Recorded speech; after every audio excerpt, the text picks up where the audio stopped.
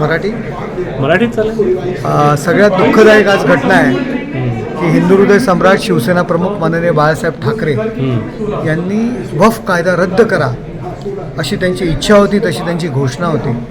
परंतु त्यांचा वारसा सांगणाऱ्या उभाटाच्या खासदार अरविंद सावंत यांनी तर वक्फ सुधारणा विधेयकाला सभागृहात विरोध केलेला आहे.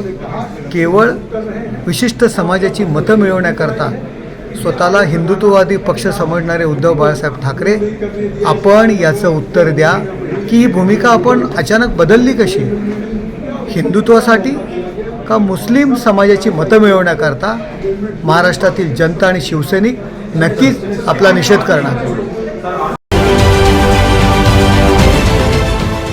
देश विदेशातील प्रत्येक घडामोडींचे लाईव्ह अपडेट मिळवण्यासाठी आता साम टीव्हीच्या सर्व सोशल मीडिया प्लॅटफॉर्मला लाईक, फॉलो आणि सबस्क्राईब करा.